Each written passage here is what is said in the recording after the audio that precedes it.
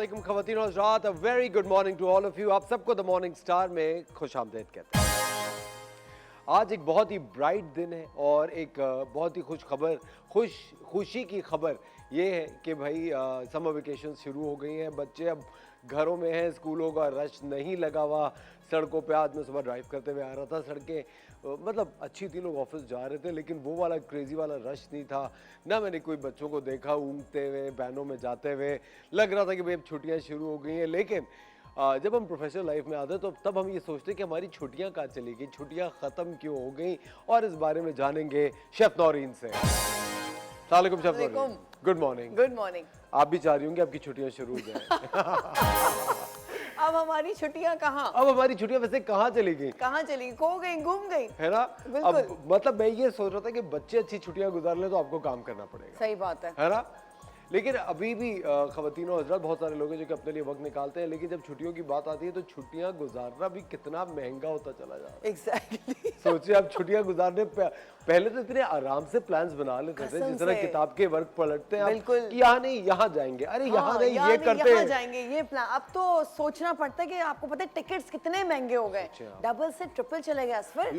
Chef Naureen मेरे ख्याल से 1 लाख रुपए जो है वो तो एक मजाक बन के रह गया। मजाक बन गया। सही क्या है लाख रुपए की, तो अब क्या मतलब 1 लाख रुपए में तो कुछ भी अब नहीं आ रहा। जो चीज पहले आती थी 50,000 की या 40,000 की, वो एकदम से लाख है नबाव। एग्जैक्ट। अब देखिए कुछ लोग ग्रोसरीज करते थे 20,000 की, 30 की, वो 60, डबल हो गया हर चीज। डबल हो गई हर चीज। लेकिन और उसके साथ साथ मुझे लगता है लोगों की भूख भी डबल हो गई। Double, exact. वो भूख को आधा करेंगे तो मेरे ख्याल से बजट वही हो जाएगा। और जब और दूसरी बात है कि अगर आप एक बात का मुआवजा करें, अगर आपका पेट इतना है तो प्लीज आप और बजट और ये महंगाई का रोना आप तो मत रोएं। सही बात। पहली बात है क्योंकि भाई पहले तो आप कम खाएं ताकि आप हेल्दी तो, क्योंकि देखिए जितना खर्चा अगर आप इस वक्त खाने पे करके अपनी ये हालत करें उससे डबल खर्चा दवाइयों पे होगा। और बहुत सारी ऐसी दवाइयां जो कि अब इम्पोर्ट नहीं हो नहीं, और प्लस हेल्थ इज वेल्थ वाली बात है ना। एग्जैक्टली। लेकिन नौरीन कभी आपके साथ ऐसा हुआ है कि आप कभी मार्केट में जा रही हो, शॉपिंग करती हुई जा रही हो, कोई किसी ने आपको कहा अरे आप टीवी पे ज्यादा अच्छी लगती है? हाँ। अच्छा, मुझे बहुत लोगों ने ये बोला आपका टीवी में वेट ज्यादा लगता है। हाँ। लेकिन आप मतलब स्मार्ट हैं, ये है, लेकिन आप प्यारी वैसे ही जैसे आप टीवी में लगती हैं। ओ अल्लाह, प्लीज मुझे कोई खौलता हुआ गर्म पानी ला दे, मेरा गला खुश्क हो गया। मुझे ठंडा पानी ला दे। आपको पता मैं तो जब भी कहीं जाता हूँ ना, मुझे समझ में नहीं आता इस तरह के कमेंट्स पे रिएक्ट किस तरह करना चाहिए। कैसे रिएक्ट करें जब कोई आपको मिलके कहता है अरे आप तो टीवी में तो अच्छा। उस वजह से आपको पता है, सिर्फ इसी वजह से मैंने नेगेटिव रोल्स शुरू किए ताकि लोग मुझे मिलके कहें आप रियल में कितने अच्छे हैं। टीवी में तो आप इतने खौफनाक लग रहे हो। वैसे ये भी प्लस पॉइंट है असफर, है ना? बिल्कुल राइट। आप टीवी पे बड़े खौफनाक लगते हैं, सब कितने स्वीट है। मैंने कहा जी थैंक यू। अच्छा, मुझे भी बोलते हैं असफर कि आप मतलब वैसे आप हम आपको जब देखते लगता है बहुत गुस्से वाली है, एरोगेंट है। मैंने कहा नहीं एरोगेंट तो, लेकिन आपसे बात करके लगता है you are very sweet nature lady. मैंने कहा जी अल्हम्दुलिल्लाह। पता नहीं शक्ल देख के क्यों लगता है कि लेकिन नौरीन कौन सी ऐसी चीजें देखिए जब फैंस मिलते हैं तो वो तो कोई भी सवाल आपसे कर सकते हैं। हाँ, कोई भी कुछ भी पूछ सकते हैं। कौन सा सवाल है जिससे आपको चिढ़ होती है कि मुझसे खुदा के लिए ये मत पूछे कोई? बस वो यही होता है कि आपका वेट ज्यादा लगता है टीवी पे, वैसे आप सही लगती हैं, स्मार्ट है। बस ये कुछ समझ में नहीं आता है। बस आपको ये बात बुरी लगती है? हाँ, बस ये बात हर वक्त यही। और टीवी पे आप बहुत गोरी आती हैं, बहुत गोरी। अब क्या करें गोरे। लेकिन मुझे बात बताएं, अच्छा यानी आपको बुरा नहीं लगेगा अगर आपसे कोई आपका फोन नंबर मांगेगा? सुने, मैं अपना फोन नंबर देती नहीं है। अगर कोई मांगे तो आप क्या कहेंगी? मैं गलत दे देती हूँ। यानी किसी और का दे देती हैं या आपने अपने ही को गलत बनाया है? मैं अपना ही दे देती हूँ जो मेरा बंद पड़ा हुआ है, ऑफ है, तो मैं अपना ही देती हूँ। हर एक को मैं नंबर्स नहीं दे सकती ना, और हर एक के साथ मैं सेल्फीज भी नहीं ले सकती। और अगर कोई आपसे कहे कि देखिए मैं अभी मैं आपको बेल दे रहा हूँ। चार्ज नहीं है। चार्ज नहीं देखिए ये प्री प्लान होता है ना। इतनी हाजिर दिमागी वैसे नौरीन, बेहतरीन ख़वातीन और हज़रात। और ये आपको नौरीन लाइव बताएगी किस तरह लोगों से अपनी जान बचाती हैं। वक्त हो जाता है एक छोटे से ब्रेक का। आज वर्ल्ड डाइजेस्टिव डे है। जी हाँ, वर्ल्ड डाइजेस्टिव हेल्थ डे है। आपका जो डाइजेशन है उसके बारे में आज हमारे साथ होंगे डॉक्टर ओम प्रकाश, जो कि आपको बताएंगे कि डाइजेशन कितना ज़्यादा ज़रूरी है और अगर डाइजेशन सही ना हो तो अब किन किन बीमारियों को दावत देते हैं। मिलते हैं आपसे ब्रेक के बाद।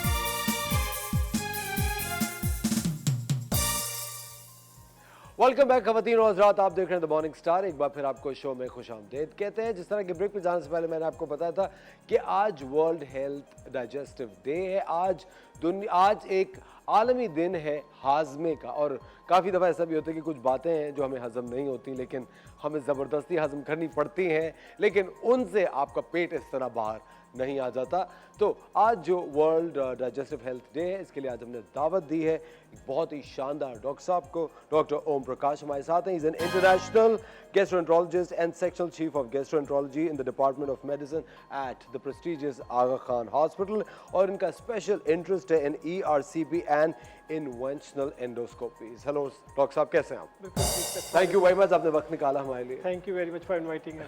डॉक्टर साहब, जिस तरह आज हाजमे का एक आलमी दिन है और आप जानते हैं अच्छी तरह से कि यहाँ पे लोगों को हाजमे का एक जनरली प्रॉब्लम रहता है, आपके ख्याल से कौन से 3 बेसिक स्टेप्स हैं जिससे हाजमा लोगों का ख़राब रहता है? सो हेल्दी लाइफ स्टाइल होना चाहिए आपका।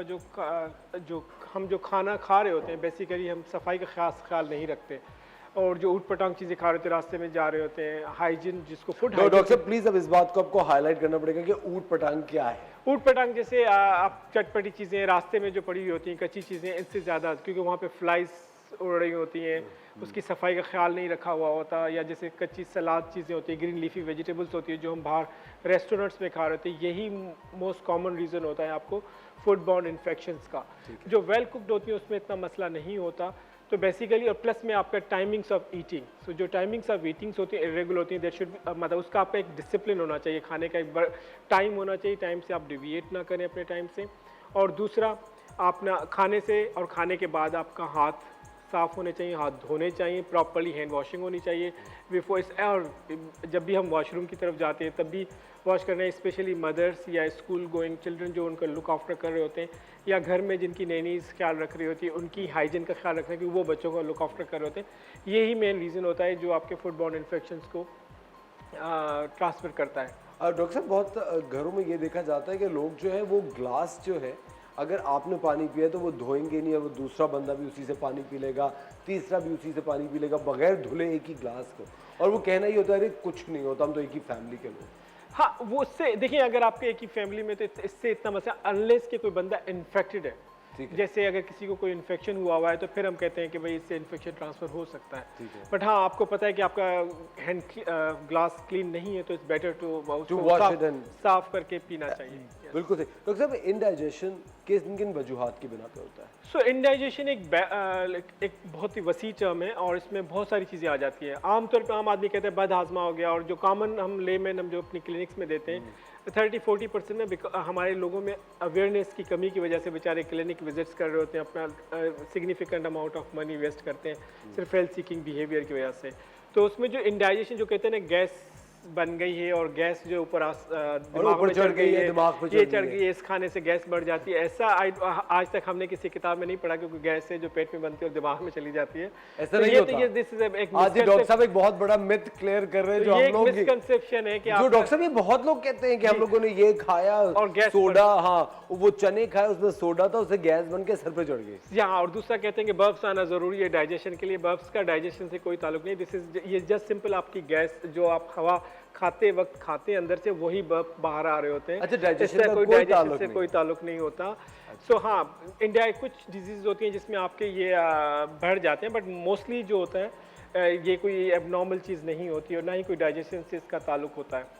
सो जो इंडाइजेशन होती है, एक तो ये आमतौर गैस वाला इंडाइजेशन, दूसरा पेट फूल जाना कि भाई खाना खाते मेरा पेट फूल जाता है। तो ये डिफरेंट बीमारियाँ होती हैं, वो मुख्तलिफ खानों से हो सकती हैं, बट इनका डायरेक्टली इतना कोई खाने से ताल्लुक नहीं होता है। ज़्यादातर मिसकंसेप्शन ये हमारे डिफरेंट जो नॉन एलोपैथी से रिलेटेड सो कॉल्ड जो एक्सपर्ट्स बन जाते हैं, डॉक्टर्स बन जाते हैं, वो इतने मिसकंसेप्शंस क्रिएट करते हैं, वो बहुत सारी अननेसेसरी आवाम के लिए भी ज़्यादा होता है। और दूसरा एक हमारी एक दवाई होती है ओमेप्राजोल या पेंटाबॉल, उसको डाइजेशन की दवाई समझी जाती है। ये दवाई डाइजेशन की नहीं है।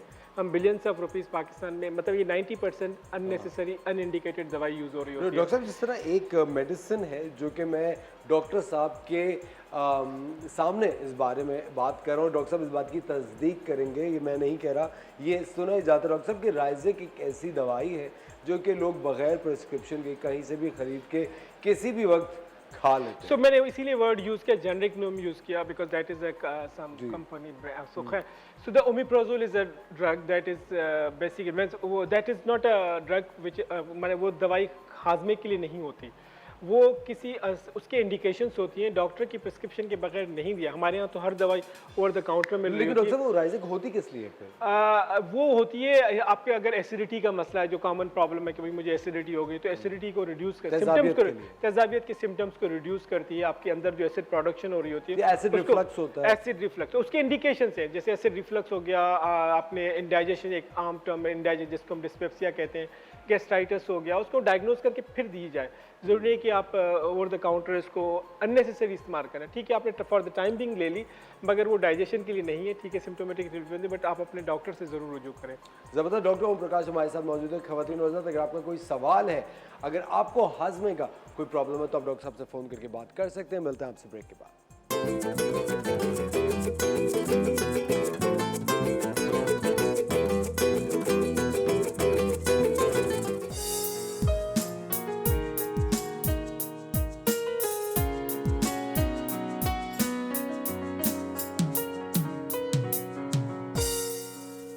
वेलकम बैक ख़वातीन और हज़रात, आप देख रहे हैं द मॉर्निंग स्टार। एक बार फिर आपको शो में खुशामदीद कहते हैं। आज आलमी दिन है हाजमे का, और बहुत सारे लोग हैं जिनका हाजमा ख़राब रहता है, और आज हमारे साथ है डॉक्टर ओम प्रकाश जो कि बता रहे हैं कि आप अपना हाजमा बेहतर कैसे रख सकते हैं। डॉक्टर साहब, जिस तरह पेट की बीमारियां होती हैं, सबसे ज़्यादा कॉमन बीमारियां कौन सी होती हैं जो कि लोग इग्नोर करके सेल्फ मेडिकेशन पे उसको डिले कर देते हैं लेकिन ख़त्म नहीं करते? बिल्कुल ज़बरदस्त सवाल, बिकॉज ये हम ज़्यादातर इग्नोर करते हैं। रिफ्लक्स की डिजीज़ जिसको हम कहते हैं, एसिडिटी हो गई, खाना ऊपर आ रहा है, गैस्ट्रोइसोफेजियल रिफ्लक्स डिजीज़ कहते हैं। इस तरह फिर मैदे की बीमारियाँ होती हैं, गैस्ट्रिक अल्सर या गैस्ट्राइटिस या डिस्पेप्सिया, हम अपनी ज़बान में डिस्पेप्सिया कहते हैं, आम ज़बान में उसको इंडाइजेशन कह रहे होते हैं।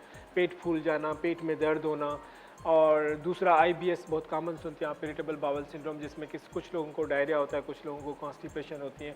ये बहुत कॉमन, और प्लस में कॉन्स्टिपेशन, आइसोलेटेड कॉन्स्टिपेशन होती है, आइसोलेटेड डायरिया भी होती है। ये 5-6 बीमारियां हैं जो कि मेजर बल्क है हमारी out patient clinic visit reasons बनने का।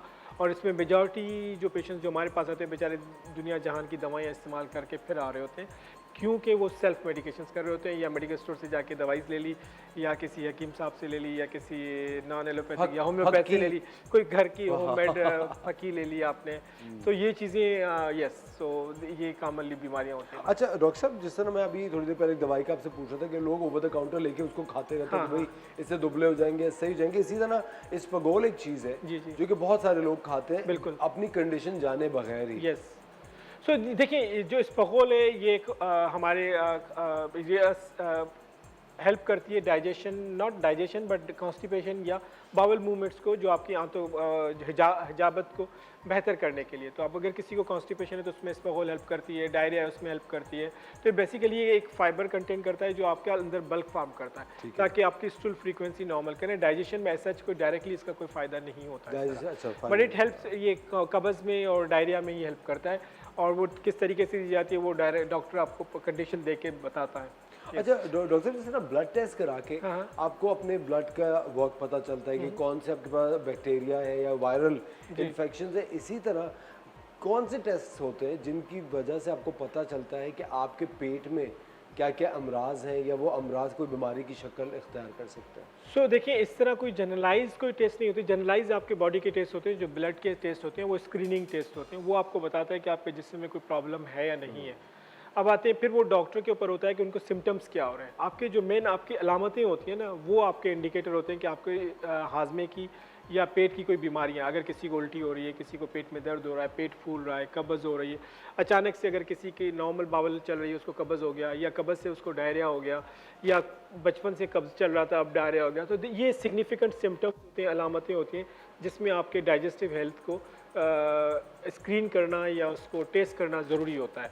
एज सच कोई टेस्ट नहीं होती। हाँ, कुछ बीमारियां ऐसी होती हैं जैसे कोई एलर्जी टेस्ट है, ग्लूटेन एलर्जी टेस्ट, तो उसका आप अगर आप किसी को डायरिया हो रहा है, वजन कम हो रहा है, खून कम हो रहा है, तो आप ग्लूटेन एलर्जी के टेस्ट कराते हैं। फिर अगर किसी को लेट्स से कि कोलोन कैंसर है तो उस तरह उसके ब्लड के टेस्ट मार्क किए जाते हैं। बट एज सच कोई जनरल हेल्थ चेकअप के लिए कोई जीआई के टेस्ट नहीं किए जाते, अलामतें देखी जाती हैं और उसके साथ आप अकॉर्डिंगली उसका टेस्ट कराते अच्छा डॉक्टर साहब, एक हमारी एक और बहुत कॉमन चीज़ है, लोग डॉक्टर के पास जाने से घबराते हैं, कतराते हैं कि भाई नहीं नहीं नहीं हमें कुछ नहीं, हम तो बिल्कुल ठीक है, नहीं बस वजन बढ़ गया है, बस नहीं नहीं वो तो देखो वो तो तुम्हारे अब्बा भी ऐसे थे, अब तुम भी ऐसे हो, तो डॉक्टर की तरफ मत जाओ।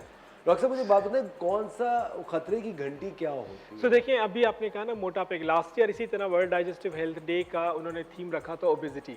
हमारे यहाँ कंसेप्ट ये है कि अगर आप मोटू गबलू हैं तो ये आपकी सेहत की निशानी है, जो कि इंतहाई गलत कंसेप्ट है और ये एक बहुत बड़ी थ्रेट है पाकिस्तानी पॉपुलेशन के लिए भी। आप देखें जो ओबेसिटी होती है ना, ये इंक्रीज़ करता है कैंसर का रिस्क भी 30 गुना बाकी लोगों से ज़्यादा, आपको डायबिटीज़ कराता है, आपको हाइपरटेंशन कराता है। तो ओबेसिटी या मोटापा जो है आपकी सेहत की निशानी नहीं है, ये एक ख़तरनाक बीमारी है, राइट। सो ये और प्लस में जो अभी आपने कहा कि किसी खाने से आपका वज़न कम हो जाता है, इनसे वज़न कम नहीं होता। वज़न कम करने के डिफरेंट टेक्निक्स होते हैं। वज़न आपका बढ़ता क्यों है, इसकी वजह ढूंढनी चाहिए। सबसे पहले आपका लाइफस्टाइल जो है वो सेडेंटरी होता है, आपकी फिजिकल एक्टिविटी होती नहीं है, खाना आपने उतना ही खा रहे होते हैं जो आप जब आप फिजिकली एक्टिव होते हैं, अगर आप उतना ही कंटिन्यू करेंगे और आपने फिजिकल एक्टिविटी कम कर दी तो आपका इंटेक कम होगा, तो आपका वजन बढ़ेगा नेचुरली। और 25 के बाद आपकी एज वो होती है जिसमें आपकी physical active by and large, because you have developed your career now, आप अपना काम कर रहे हैं तो आपकी फिजिकलिटी कम होती है, तो आपको वजन उस एज में बढ़ ही रहा होता है, तो उसको फिर डिफरेंटली कंसेप्ट, तो आपको डाइट भी उसी तरीके से आपको अपनी चेंज करनी चाहिए, ठीक है, मॉडिफाई करनी चाहिए। अच्छा डॉक्टर साहब, एक बहुत दफ़ा हम ये बात सुनते हैं टेलीविजन पे और हर जगह लोग भी एक दूसरे से कहते होते हैं कि भाई अगर कोई किसी को देखे तो तुम्हारा पेट निकल रहा है, मेरी शादी हो गई, शादी के बाद तो पेट निकलता ही है।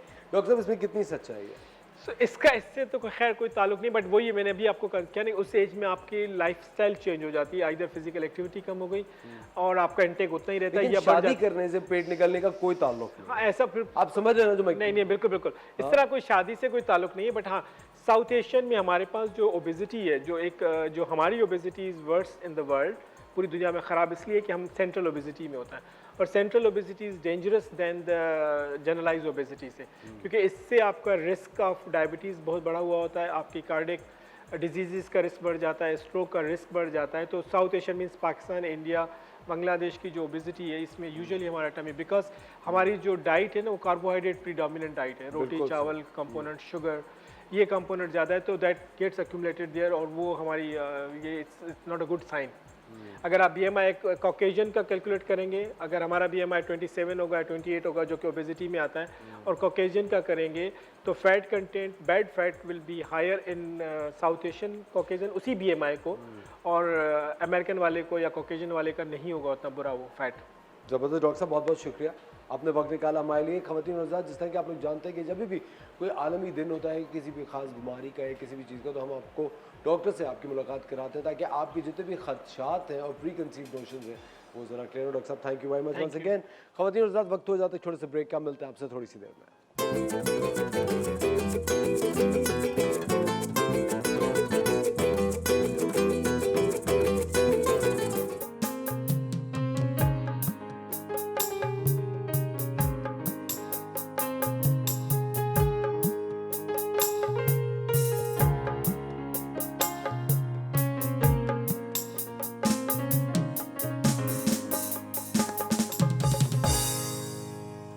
वेलकम बैक ख़वातीन और हज़रात, आप देख रहे हैं द मॉर्निंग स्टार। एक बार फिर आपको शो में हम वेलकम कहते हैं। आज आलमी दिन है हाजमे का, वर्ल्ड डाइजेस्टिव हेल्थ डे है। आज आपका हाजमा कितना अच्छा है ये आपकी पूरी ज़िंदगी का तयन करता है, और हमारे साथ आज इसी बारे में बात करने के लिए है हमारी न्यूट्रिशनिस्ट और बहुत ही ज़बरदस्त डॉक्टर आयशा अब्बास।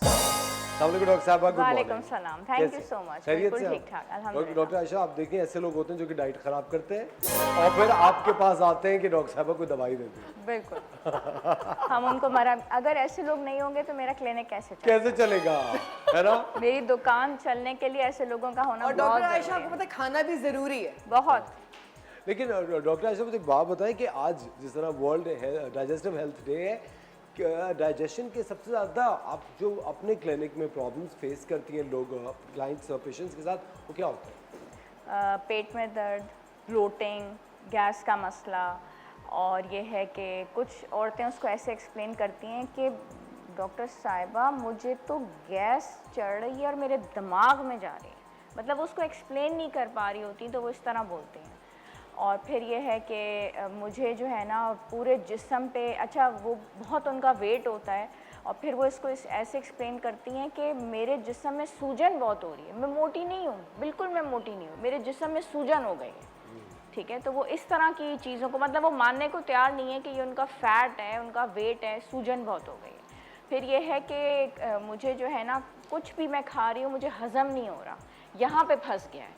तो ये डिफरेंट वेरियस कंप्लेंट्स होती हैं, लेकिन सबसे ज़्यादा जो है ना अब जो हमारी ईद आने वाली है उसके बाद ये वाली कंप्लेंट्स आसमान तक चली जाती हैं, क्योंकि डीप फ्रीज़र जो है और फ्रिज लोग बाकायदा ख़रीद के लाते हैं और जब आप उसको खोलें तो 2 बकरे इधर होते हैं, गाय इधर होती है और उसके बाद जो गोश्त का इस्तेमाल होता है, और फिर ये वाली कंप्लेंट्स तो बेहद होती हैं। मुझे आप बताइए, इस कदर सख्त गर्मी है जिसमें हमें प्रोटीन डाइट हाई लेनी ही नहीं है और लोग जो हैं बारबेक्यू पार्टीज़ कर रहे हैं, पूरा साल गोश्त नहीं खा रहे हैं, वो इस सख्त गर्मी में खा रहे हैं जो आपको नहीं लेना। इस सख्त गर्मी में आपको लेनी है green leafy vegetables, soft drinks आपको लेने हैं, यानी कि ताज़ा जूसेस, आप मिंट लेमनेड बना लें, आप लस्सी बना के पिएं, आप कोकोनट वाटर लें, ठीक है, ये वाली चीज़ें, सत्तू अगर मिल जाता है आप उसका इस्तेमाल करें ताकि आप अच्छा लाइट फील करें, उसमें आप बिल्कुल फ्रेश रहेंगे। और जितना हो सके अपने आप को, आपने स्कॉर्चिंग हीट से बचना है तो हाइड्रेट रखें अपने आप को, ये सारी चीज़ें आपको बचाएंगी। और जितना मिर्च मसाले से आप दूर भागें, फ्राइड चीज़ों से दूर भागें, वो आपको बहुत अच्छा रखेगा और हल्का रखेगा। दूसरा, चाय कॉफ़ी आपको जिस्म से जितना पानी है वो निकाल देती है, आपने उससे दूर रहना है, ये आपका बेहतरीन सिस्टम रहना चाहिए। डॉक्टर साहब, अब जो वेट लॉस के शदाई होते हैं या उस तरफ जो ज़्यादा फोकस्ड होते हैं वो तो बहुत सारी कॉफ़ी, ब्लैक कॉफ़ी पी रहे होते हैं, ठीक है, हाँ, वो उसके ख़राब इफ़ेक्ट्स क्या हो सकते हैं? उसके ख़राब इफ़ेक्ट्स ये हो सकते हैं कि वो ब्लैक कॉफ़ी से आपकी जो क्रेविंग्स होती हैं वो बिल्कुल ख़त्म हो जाती हैं, यानी कि पेट अच्छे से भर जाता है। लेकिन अगर आप कॉफ़ी का 1 कप पी रहे हैं तो उसके साथ आप पानी के 2 बड़े ग्लास रखें, वो आपको साथ में पीने हैं, तो फिर उसका जो साइड इफ़ेक्ट है वो ख़त्म हो जाएगा, क्योंकि कैफ़ीन आपके जिस्म से पानी को निकालती है। तो अगर आपने कॉफ़ी का एक बड़ा मग पिया है, बहुत अच्छी बात है, आपकी जो हंगर पैंग्स हैं वो फौरी तौर पे ख़त्म हो जाएंगे, ठीक है, वो बहुत अच्छा उसका काम हो गया। लेकिन उसका साइड इफ़ेक्ट ये है कि वो आप उसके बाद आप यूरिन बहुत ज़्यादा पास करते हैं ना जिस्म से, वो पानी को निकालती है। तो साइड इफ़ेक्ट से बचने के लिए हमें अपने गुर्दे भी बचाने, तो हम पानी के 2 ग्लास पी लें ताकि उसका नुकसान हमें ना हो। ठीक है। डॉक्टर साहब, जिस तरह बहुत सारे लोग हैं वो शिकायत करते हैं ब्लोटिंग की कि हम लोग मतलब इतना वेट नहीं है लेकिन ज़रा सा कुछ खाते हैं तो पेट बहुत निकल आता है या पेट बाहर बहुत हो जाता है, 2 निवाले खा के भी एकदम से एक बहुत टाइटनेस की उनको पेट में फीलिंग आती है, इसकी क्या वजह है? इसकी वजह ये होती है कि अक्सर लोग पानी का इस्तेमाल पहले कर लेते हैं, खाने से पहले, वो खाने के दौरान कर लेते हैं या खाने के बाद कर लेते हैं। अगर वो पानी का इस्तेमाल जो है वो खाने से पहले करें, ठीक है, तो वो ये वाली कैफियत नहीं होगी। वो जो खाने के साथ साथ सिप ऑफ वाटर ले रहे हैं या कोल्ड ड्रिंक्स का इस्तेमाल कर रहे हैं या खाने के बाद पानी पी रहे हैं, तब ये कैफियत होती है। दूसरी बात ये है कि अगर खाने को आराम आराम से खाते हैं और चबा चबा के खाते हैं, फिर ये वाली कैफियत नहीं होगी, ठीक है। और दूसरी बात है कि थर्ड इसका बहुत अच्छा सलूशन ये होता है कि पूरे दिन कुछ भी ना खाना और एक अपना मील खा लेना और डट के खाना, उससे बहुत ब्लोटिंग की कैफियत होती है। और चौथा ये होता है कि खाना खा लिया और उसके बाद फ़ौरन कैलूला करने चले गए, लेट गए या बैठ गए। आपने, अगर आपको ये पता है, you should know your body language actually, मुझे ये पता होना चाहिए कि मुझे क्या चीज़ें सूट करती हैं मेरी बॉडी को नहीं। अगर आपको पता है कि आपका डाइजेस्टिव सिस्टम थोड़ा सा स्लो है, मेटाबॉलिज्म भी स्लो है, तो आप खाना खाते ही लेटें ना जाके, थोड़ा सा चहलकदमी कर लें, थोड़ा सा आप अपने आप को फिज़िकल एक्टिविटी की तरफ ले जाएँ, फिर ये वाली कैफियत नहीं होगी। थोड़ा सा मील लाइट रखें, यानी कि आप बहुत ज़्यादा कैलोरिक इंटेक उस मील में ना करें, थोड़ा हल्का लेके चलें, और उसके बाद आपने अगले मील में थोड़ा सा और खा लिया। छोटे छोटे मील्स कर लें अपने, बजाय ये कि आप 2 बड़े मील्स करते थे और या 3 बड़े मील्स करते थे, उसको तोड़ के 5 मील्स में ले आए, फिर नहीं होगा मसला। और डॉक्टर साहब, जिस तरह बहुत सारी ख़वातीन हैं उनका एक डाइजेस्टिव जो इशू होता है जिसकी वजह से कहती हैं वेट बढ़ गया, वो कहती हैं प्रेगनेंसी के बाद हमारा वज़न बहुत बढ़ गया है क्योंकि डाइजेशन प्रेगनेंसी के बाद ख़राब हो गया है, इसमें कितनी सदाकत है? इसमें सदाकत इस तरीके से है कि ख़वातीन जब प्रेगनेंसी होती है उनको, तो एक तो वो अपना हाथ बहुत खुला छोड़ देती हैं। दे थिंक कि ये अब 9 महीने खाने के महीने हैं और अब खुली छूट है, हम जितना खाएंगे हमारा बेबी उतना ही हेल्दी होगा और जितना खा सकते हैं खाओ। एक तो ये एक बहुत बड़ी मिथ है। उसमें ये कि प्रेगनेंसी का मतलब है कि we need to have just extra 300 kilo calories, जिसको हम सेब के ज़रिए यानी फ्रूट और मिल्क को अपना इंटेक बढ़ा लें, 2 दफ़ा दूध का इस्तेमाल करें, एक फल ऐड करें तो that's more than enough. Baby को ऑलरेडी माँ के अंदर से, माँ की बॉडी से नरिशमेंट मिल रही होती है, लेकिन वो पंजीरियाँ खाना शुरू कर देंगी, इतना वो बेकरी आइटम्स भी नहीं खा रही होती, वो भी कि उनका ये होता है कि डिलीवरी हो जाएगी उसके बाद हम कम कर लेंगे। होता ये है कि हमें 12 किलो वज़न बढ़ाना होता है या 10 किलो मैक्सिमम, वो 20 से 25 केजीज़ अपना वेट बढ़ा लेती हैं, तो ख्याल ही नहीं रखती, फिज़िकल एक्टिविटी भी नहीं करती कि हमें तो बिल्कुल बेड रेस्ट पे जाना है। इवेंचुअली क्या होता है कि उनको डिलीवरी में भी बहुत प्रॉब्लम्स होती हैं, बेबी को भी बहुत प्रॉब्लम्स होती हैं, हैवी वेट बच्चे भी पैदा हो जाते हैं, आजकल डायबिटीज़ भी इसी वजह से बहुत हो रही है, गेस्टेशनल, और बाद में वो जो वेट होता है उसको फिर कम करना बहुत मुश्किल हो जाता है। वो ये रीज़न होता है। ड्यूरिंग प्रेगनेंसी आप 1-2 किलो पर मंथ जो है वो ना बढ़ाएं, आप ½ kg को लेके चलें, इतना ज़्यादा वेट बढ़ाने की ज़रूरत नहीं होती, और इसलिए फिर डाइजेस्टिव प्रॉब्लम्स भी होती हैं और इवेंचुअली फिर माँ को, बच्चे को भी लुक आफ्टर करनी होती है। वो फिर किधर एक्सरसाइज करेगी, किधर से अपना ध्यान करेगी, वो वेट फिर इवेंचुअली स्टक हो जाता है and that leads to many problems. हमारे साथ शैला है लाहौर से, उनसे बात करते हैं। जी अस्सलाम वालेकुम शैला। वालेकुम सलाम भाई, क्या हाल है? बिल्कुल ठीक, क्या सवाल है आपका? भाई मुझे डॉक्टर आयशा से बात करनी है। जी डॉक्टर आयशा। जी वालेकुम सलाम। डॉक्टर तो मुझे ये मसला है ना, मुझे मैदे में कभी दर्द हो जाती है, कभी कब्ज से रहती, कभी जिस तरफ जिगर होता है उस तरफ काफी गर्म रहता है। तो मैं कभी पूछी डॉक्टर से, हालांकि वो कहते गर्मी है गर्मी है, वो मेडिसिन लेके दे दे तो वो खा लेती हूँ, लेकिन मुझे कोई हाथ फर्क नहीं पड़ रहा। तो कभी हाथ पाँव में जलन सी महसूस होती है, जिस तरह सेक नहीं निकलता इस चीज से, इस तरह महसूस होती है। मुझे समझ नहीं आती कि मैं क्या करूँ क्या ना करूँ, काफी परेशान हूँ इसकी वजह से। आपने अपना शुगर का लेवल चेक कराया है? शुगर का टेस्ट करवाया? हाँ जी, मैंने पिलूरी का करवाया, शुगर का भी करवाया, तो बाकी 2 पर आए गए का क्या उसका भी करवाया, तो लेकिन उस तरह मसला नहीं है। बस वो यही कहते हैं आपके जिगर में गर्मी है, आपके मैदे में गर्मी है, ये है वो है। तो इस तरह में काफी डॉक्टर भी चेक करके देखे, वो मेडिसिन लिख के दे दी, तो उससे मसला और बढ़ गया। वजन कितना है आपका? मेरा वजन 70 को है, इस तरह 70 को की। और उम्र कितनी है आपकी? मेरी उम्र है 33 साल। मेरे 4 बच्चे ऑपरेशन से हुए हैं, तो हालांकि 4 ऑपरेशन भी हुए। वजन आगे से हालांकि पहले 75 था, फिर थोड़ा सा कम हो गया, इसकी वजह से हालांकि बीमार तेरा हिस्सा कम हो गया, अब शायद 70 में हो या 70 से थोड़ा कम हो। चलें ठीक है, मैं आपको बता देती हूँ। हाँ चलिए। अच्छा, 25 इयर्स में जो है वो आपका वेट काफ़ी ज़्यादा है, ठीक है, और 70 kgs के करीब आपका वेट है, तो ये ज़रा ज़्यादा है, ठीक है, काफ़ी ज़्यादा है। इस एज के हिसाब से जो आपका वज़न होना चाहिए बिटवीन 50 to 55 होना चाहिए, इसको आप ग्रेजुअली रिड्यूस करें और बैलेंस डाइट से रिड्यूस करें। ये अच्छी बात है कि शुगर जो है वो डायबिटीज़ आपके अंदर मौजूद नहीं है। थोड़ा सा आप वर्जिश की तरफ जाएं, और ये जैसे सब गर्मी का मौसम है, आप कह रही हैं कि गर्मी भी महसूस होती है और डाइजेशन का भी आपको प्रॉब्लम है, तो आप सैलड्स और वेजिटेबल्स लेने की कोशिश करें। चूँकि आपका मैदा इतना अच्छा डाइजेस्ट नहीं कर पाता चीज़ों को, तो आप कच्ची सलाद और सब्जियां इस्तेमाल ना करें, इनको स्टीम करके लें, ठीक है। और बहुत ज़्यादा मिर्च मसाले की चीज़ें ना लें, और योगर्ट का और दही का इस्तेमाल दिन में 2 दफ़ा करें। कच्ची लस्सी बना कर लें खाने के साथ में, तो इंशाल्लाह आपको बहुत फ़ायदा हो जाएगा। और कौन से खाने डॉक्टर साहब नहीं खाएं?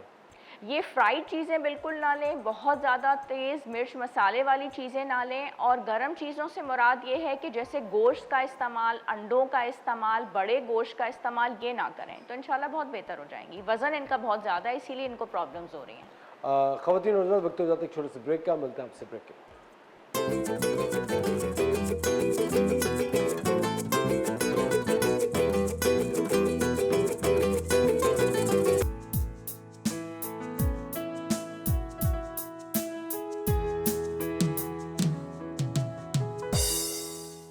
वेलकम बैक खवातीन और हज़रात, आप देख रहे हैं द मॉर्निंग स्टार। हमारे साथ हैं डॉक्टर आयशा अब्बास और हम डॉक्टर आयशा से पूछ रहे हैं कि डाइजेशन अपना बेहतर कैसे कर सकते हैं। डॉक्टर साहब, हमारे यहाँ पाकिस्तान में, अच्छा है, हमारे साथ एक कॉलर, उनसे बात करते हैं। हेलो जी, अस्सलाम वालेकुम।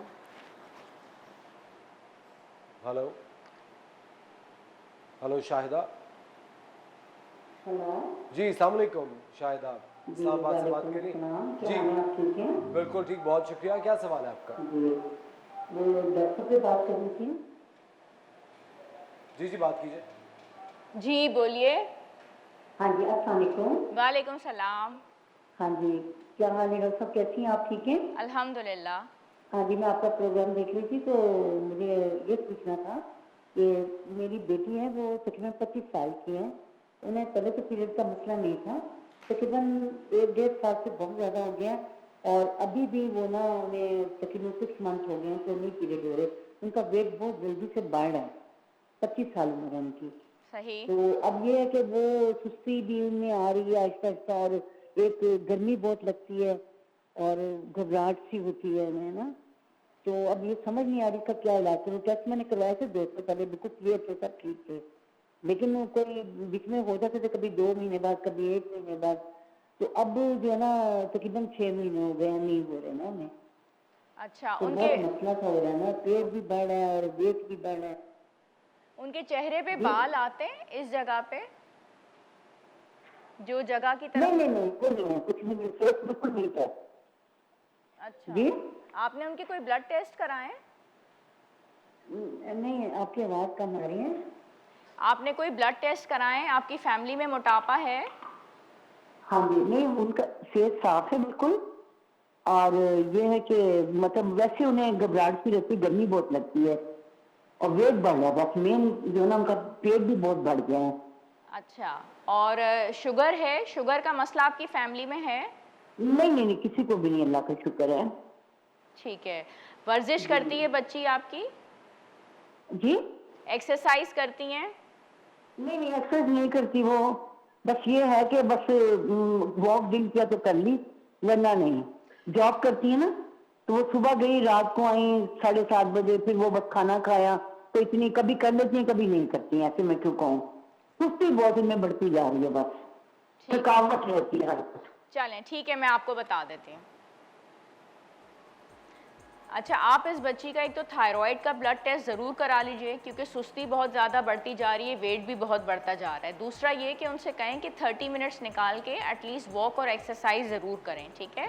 और तीसरा, आप इनका फास्टिंग सीरम इंसुलिन का जो ब्लड टेस्ट है ये ज़रूर करा लें 12 घंटे की फास्ट पे, ठीक है। और चौथी बात ये कि ग्रेजुअली जब ये अपना वेट लॉस करेंगी तो इंशाल्लाह इनका मसला हल हो जाएगा, और सुस्ती और काहिली जो है इसमें भी बहुत फ़र्क पड़ेगा। कई दफ़ा ये होता है कि हम सब कुछ कर रहे होते हैं, लेकिन जब वज़न बढ़ने लग जाता है तो उसकी वजह ये भी होती है कि हम बिल्कुल कुछ भी नहीं कर रहे होते। जैसे ही हम एक्सरसाइज करना शुरू करते हैं तो ऑटोमेटिकली हमारी सुस्ती, काहिली, हमारे हार्मोन्स, पीरियड, सारी चीज़ें खुद ब खुद सेटल हो जाएंगी। सबसे अच्छी बात ये कि बच्ची की अभी उम्र ज़्यादा नहीं है, आप इसी वक्त से बैलेंस डाइट की तरफ इनको लेके आएँ। और अगर वो बाहर का खाना पीना, जंक फूड, फ्राइड आइटम्स, ये चीज़ें ले रही हैं, आप ये सब कट डाउन करें तो इंशाल्लाह बहुत फ़र्क पड़ जाएगा। थैंक यू शाहिदा, बहुत बहुत शुक्रिया कॉल करने के लिए। डॉक्टर साहबा, पाकिस्तान में बहुत ज़्यादा एक क्रेज़ है, क्रेज़ भी क्या को, एक ज़रूरत ज़िंदगी समझा जाता है रोटी खाने को। आपके ख्याल से क्या रोटी सेहत के लिए बेहतर है? क्योंकि अगर रोटी नहीं होती तो आपको पता है घर में एक उदासी का आलम होता है, लोग कहते हैं खाने को नहीं है, जबकि खाना होगा अगर रोटी ना हो। आपके ख्याल से रोटी कितनी ज़रूरी है? एक्चुअली पता है, मैं इसका जवाब तो दे दूंगी, लेकिन सब लोग नाराज़ ही ना हो जाएं। 90% तो लोगों को अगर डाइट प्लान बना के दिया जाता है ना, तो वो कहते हैं कि आप सब कुछ हमारी डाइट में से निकाल दीजिए, लेकिन मैं रोटी नहीं छोड़ सकती, और मेरा वज़न 90 kgs है या 80 kgs है और मुझे वेट लॉस करना है। एक्चुअली असफर बात यह है कि जो गंदम है ना, बेसिकली वो हमारे एशियंस की स्टेपल डाइट है, और हमारा जो जिस्म है वो गंदम खाने के लिए बना ही नहीं है। गंदम उन लोगों के लिए बना गया था खाने के लिए जो सुबह सुबह उठते थे, जंगलों में जाते थे, ज़मीनों पे जाते थे, मेहनत मजदूरी करते थे, और उसके बाद सारा सारा दिन फिरते थे, फिर वो परिंदों का शिकार करते थे, कहीं जाके उनको मिलता था परिंदा, फिर वो जाते थे, फिर रोटी बनाई जाती थी और वो उसका गोश्त खाते थे। We are not doing all of it, ठीक है, हम ये वाला काम करते ही नहीं ना, हम कोई मेहनत मुशक्क़त करते हैं तो हमारी कैलोरीज तो बर्न ही नहीं हो रही। ये सारा जो गंदम है इवेंचुअली ये सारा आपके फ़ैट के अंदर कन्वर्ट हो जाता है और ये फ़ैट की डिपोजिशन हमारी बॉडी में हो जाती है। तो हम कोई वर्कआउट नहीं कर रहे, हमारी कोई फ़िज़िकल एक्टिविटी नहीं है। तो यही सारा काउंसलिंग का काम सुबह से लेकर रात तक करना पड़ता है समझाने के लिए कि देखें बीबी या सर, आपको अपना वेट लॉस करना है तो आपको अपना पानी का इंटेक बढ़ाना है, आपको जो खाना पीना है कोई चीज़ मना नहीं है, आप फ्रूट का इंटेक बढ़ाएं, आप सब्जियों का इंटेक बढ़ाएं, आपको भूखा नहीं रहना, आपको सैलड्स का इंटेक बढ़ाना है, आप चनों का इस्तेमाल कर लें, आप गोश्त का इस्तेमाल कर लें। लेकिन उनकी सुई रोटी के ऊपर ही अटकी हुई होती है। वो समझते हैं कि हम रोटी नहीं खाएंगे तो हम मर जाएंगे या हमें सहनी सुकून नहीं मिलता अगर मैं 1 या 2 रोटी ना खा लूं। लेकिन वो ये बात नहीं समझते कि इसके अंदर जो गंदम है वो इतनी कोई ख़तरनाक चीज़ है कि जब वो हमारी बॉडी में जाती है तो वो शुगर में कन्वर्ट होती है, उससे इंसुलिन का स्पाइक होता है। जो इंसुलिन का स्पाइक होता है वो इतना ट्रिगरिंग है कि सीरम उसी वक्त पैनक्रियाज से इंसुलिन रिलीज़ हो जाता है, जो पैनक्रियाज है जिसको हम लुबलबा कहते हैं। और जब वो रिलीज़ हो जाता है उसके बाद सीरम इंसुलिन बढ़ता है और इवेंचुअली फिर डायबिटीज़ और ये सारे मसले मसाइल होते हैं। तो मेरा जो क्लिनिक है उसमें सारा दिन मैं यही काउंसलिंग में मुझे लग जाता है। जिनको ये फार्मूला समझ में आ जाता है कि रोटी को कट किए बगैर या 1-2 निवाले खा लिए या इतनी सारी चीज़ें मैंने आपको बताई हैं, फल, सब्जियां, पानी, चने, रायता, दूध, लस्सी, क्या नहीं नेमत है, आप इसको सिर्फ कट डाउन कर लें। और या फिर आप सही का वर्कआउट करें, आप वर्जिश करें, आप दौड़ें, आप जॉगिंग करें, आप जिम में जाएं, आपके घर में सीढ़ियाँ आप 10 दफ़ा चढ़ें 10 दफ़ा उतरें। अगर आपको रोटी तक पहुंचना है और ये वो रोटी है जो सोना है, आप उस रोटी को हासिल करना चाहते हैं तो फिर ठीक है, आप मुशक्क़त करके दिखाएं। ये है वो फॉर्मूला। अच्छा डॉक्टर साहबा, बिल्किस साहबा की कॉल है मुल्तान से। जी अस्सलाम वालेकुम। हेलो। वालेकुम सलाम डॉक्टर साहब। मैंने डॉक्टर साहब से पूछना है कि मेरे ना पैरों के ऊपर वजन नहीं आता ना। पैरों के ऊपर वजन नहीं आता?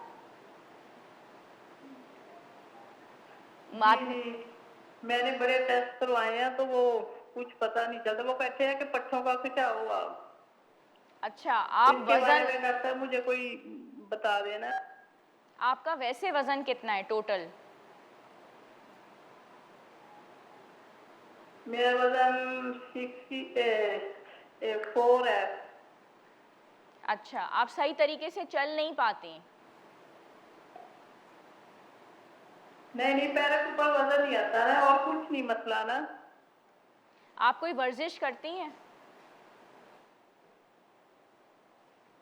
करती हूँ, वो करती हूँ ना, भाप भी देती हूँ ना, बोतल में वो पानी गर्म करके ना उसकी भाप देती हूँ, वर्जिश भी करती हूँ। भाप नहीं। अच्छा, चले मैं समझा देती हूँ आपको।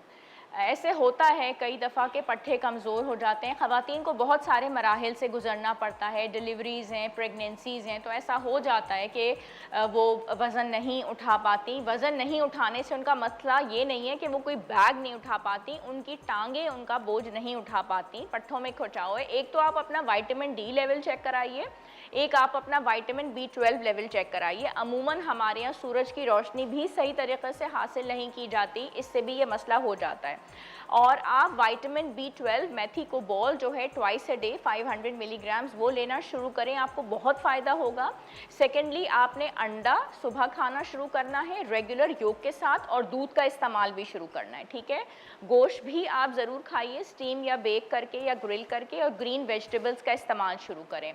जो आपके पट्ठे हैं उस पर आप हॉट वाटर बॉटल लगा रही हैं, लेकिन उससे बेहतर यह है कि आप ऑलिव ऑयल से मसाज करें और वॉक करना शुरू करें। जूं आपका मसल बनना शुरू होगा, आप जो है एक्सरसाइजेस शुरू करेंगी तो वहाँ का मसल बनना स्टार्ट हो जाएगा। जब मसल बनना शुरू हो जाएगा तो ऑटोमेटिकली आपका बोझ जो है आपके लेग्स उठाने के काबिल हो जाएंगे। Thank you. ज़बरदस्त। डॉक्टर साहब, एक और चीज़ मैं आपसे ये पूछना चाह रहा था कि बहुत सारे लोग हैं जो कि अपने टोटकों पे बहुत बिलीव करते हैं कि ये खाएंगे तो इससे डाइजेशन सही हो जाएगा।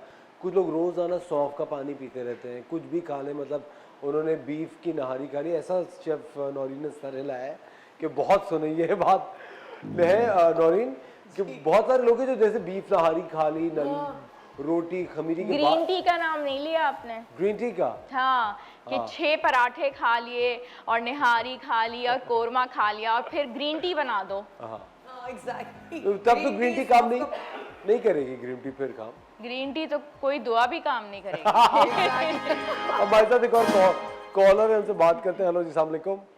वालेकुम सलाम, मैं आशा बात कर रही हूँ लाहौर से। जी, क्या सवाल है आपका? मेरा वेट रुका हुआ है, एज मेरी 23 है।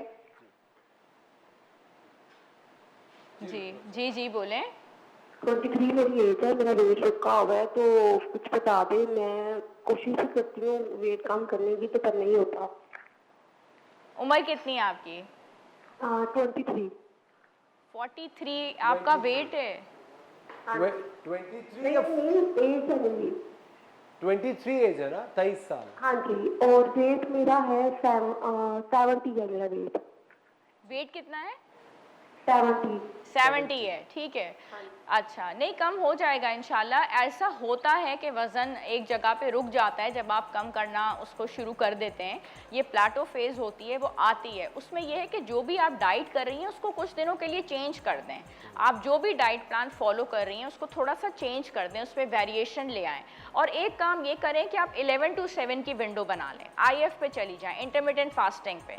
11 बजे आप नाश्ता कर लें, उसमें आप अंडा ले लें, साथ में एक स्लाइस ब्रेड ले लें, चाय में चीनी कट डाउन करें। उसके बाद आप एक फ्रूट ले लें 2 घंटे के बाद, ठीक है। और मैंगो सीज़न है, मैंगोज़ को आप अवॉइड कर लें, ठीक है। फिर 2 घंटे के बाद आप सैलड ले लें। फिर 2 घंटे के बाद आप दाल का सूप ले लें, साथ में कुछ वर्जिश कर लें, वॉक कर लें। 7 बजे आप अपनी विंडो को क्लोज़ कर लें। और उस विंडो को जब आपने क्लोज़ करना है तो उसमें आपने जो है ना थोड़ा सा रायता ले लें, बारबेक्यू ले लें, टिक्का ले लें। इस विंडो को आप अच्छे से लेके चलेंगी तो जो आपका स्टक वेट है वो इंशाल्लाह गिरना भी स्टार्ट हो जाएगा, आपको बहुत फ़ायदा हो जाएगा। जो भी हम डाइट कर रहे होते हैं ना उसमें चेंज लाने की बहुत ज़रूरत होती है, यानी कि तब्दीली। जब तब्दीली लेके आते हैं तो बहुत अच्छे रिजल्ट आ जाते हैं। Thank you very much doctor साहब, बहुत बहुत शुक्रिया आपने हमें ज्वाइन किया। ख़वातीन और हज़रात, आप लोग जानते हैं कि जिस तरह अभी डॉक्टर साहब ने कहा कि काफ़ी सारे इस तरह के लोग होते हैं जो कहते हैं कि जब तक हम रोटी खाते नहीं हमें जहनी सुकून नहीं मिलता, यानी ये एक साइकोलॉजिकल प्रॉब्लम भी है। This is more of psychological problem है ना डॉक्टर साहब, कि हमने ये खाया नहीं तो ये हुआ नहीं हमारे साथ। लेकिन ख़वातीन और हज़रात, आप लोगों को अपनी डाइट ज़रूर बेहतर करनी है और डाइट के लिए बहुत ज़्यादा ज़रूरी है कि आप अच्छी एक्सरसाइज करें, क्योंकि अगर आप अच्छी एक्सरसाइज नहीं करते हैं तो आपके दिमाग में ये सिर्फ खाने से रिलेटेड नहीं और चीज़ों से भी रिलेटेड खदशात आते रहते हैं और आप नेगेटिव थॉट्स में चले जाते हैं। वक्त हो जाता है एक छोटे से ब्रेक के बाद योगी वजाहत आपको सिखाएंगे कि योगा करने से कौन सी नेगेटिव थॉट्स हैं जिनसे आप अपनी जान छुड़ा सकते हैं। डॉक्टर साहब बहुत बहुत शुक्रिया आपका, मिलते हैं आप लोगों से ब्रेक के बाद।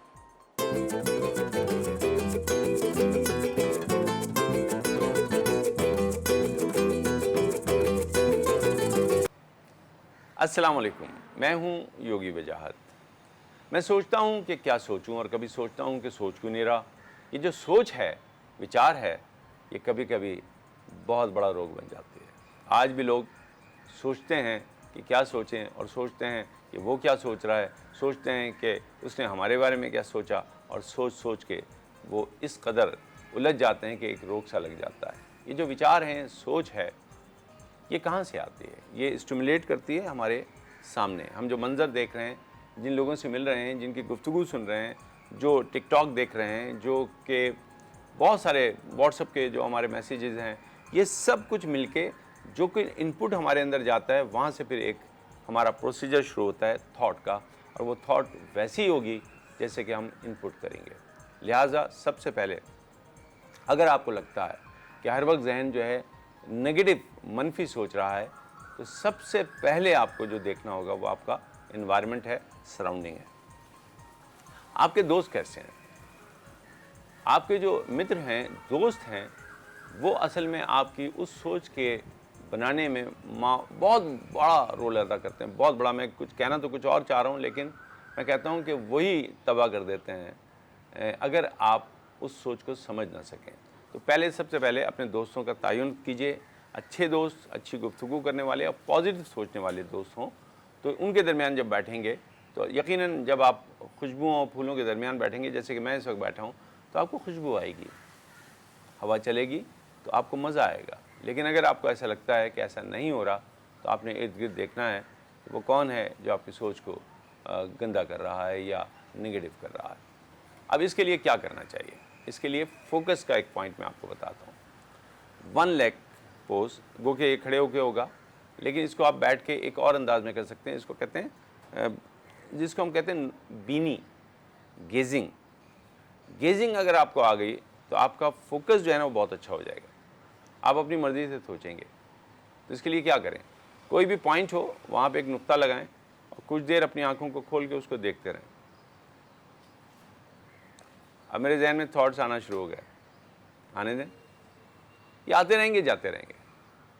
अगर आप नीचे की तरफ देखेंगे नहीं, बिल्कुल आपको आई बॉल के सामने अपने बिल्कुल आई लेवल पर रखना है। ज़रूरी नहीं कि आप मेरी तरह इतनी आंखें खोल के रखें, आप नॉर्मल रखें आंखों को। अब देखें, मैंने ये जो फोकस किया है ना, ये मैंने अपनी आई बॉल के लेवल पे किया हुआ है, लिहाजा आपको लग रहा है कि मैं आपको नहीं देख रहा, इसलिए कि मेरा लेवल जो है थोड़ा सा नीचे है कैमरे से। अब ये मैं देखता रहूँगा, मेरे जहन में उलझाव शुरू हो गया है, थॉट आ रही हैं जा रही हैं, आने दें जाने दें। इसको कहते हैं नीति नीति। योग का ये तरीक़ाकार नीति नीति बड़ा कमाल का है। अब ये हम आंख बंद करके भी कर सकते हैं। मैंने आंख बंद कर लिया, थॉट आ रहे हैं लेकिन नीति नीति, नहीं नहीं नहीं, जाने दें। किसी भी थॉट को मैं पिक नहीं कर रहा, सिवाय इस मौके के जो मुझे गुफ्तगू करनी है। कॉन्शियसली मैं इसको पिक करूंगा, लेकिन और जो थॉट्स आ रहे हैं, जैसे देखें अभी एक थॉट आया सुबह सुबह, मेरे बहुत प्यारे दोस्त हैं लालपुर में, योगी जनाब इकबाल शाहिद साहब, उन्होंने एक मैसेज भेजा था, उनका थॉट आया भी, ठीक है, अल्लाह उन्हें खुश रखे। लेकिन फ़िलहाल मैं उस थॉट को भी हल्का सा हटा रहा हूँ। मेरे बहुत प्यारे दोस्त, मेरे भाई, एक थॉट हैं आ गया जी स्कूल ऑफ योगा का, जनाब हमारे उबैदुल्ला शाह साहब शाह जी का, उनकी याद आ रही है, लेकिन मैंने उस थॉट को भी हटाया। वाह वाह, सारे योगी आ रहे हैं, जाहिद साहब आ गए, जाहिद महमूद योगी, क्योंकि जाहिद जो हैं वो लाहौर में होते हैं, बहुत अच्छे हैं। अब ये थॉट आ रही हैं, ऐसा नहीं कि मेरे पास थॉट नहीं आ रही, लेकिन देखिए मैं क्या कर रहा हूँ। अब मैं मेंटली नीति नीति कर रहा हूँ, सिर्फ और सिर्फ थॉट को आते हैं और चले जाते हैं, मैं रुक नहीं रहा, सोच नहीं रहा, उनसे कनेक्ट नहीं हो रहा।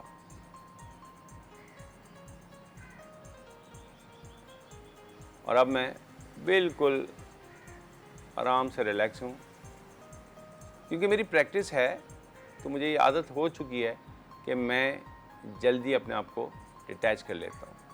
अगर आप परेशान हैं थॉट से, तो नीति नीति एक बहुत सिंपल, बहुत आसान तरीका है अपने थॉट्स को फोकस करने का। इसके साथ गेजिंग का एक तरीका है, जो गेजिंग से भी आप कर सकते हैं। और इसके साथ साथ एक बहुत अच्छी बात यह है कि आप अपने आप से दोहराया करें, जिसको कहते हैं सेल्फ हिप्नोसिस। मैं हर रोज़ हर लिहाज से बेहतर हो रहा हूँ, मैं हर रोज़ हर लिहाज से बेहतर हो रहा हूँ। देखिए, कोई थॉट बाहर से नहीं आ रही, मैं खुद क्रिएट कर रहा हूँ, मैं एक जुमला क्रिएट कर रहा हूँ, उसी पर फोकस कर रहा हूँ। मैं हर रोज़ हर लिहाज से बेहतर हो रहा हूँ। अब मैं मुंह से नहीं कहूँगा, अब दिल ही दिल में कहूँगा।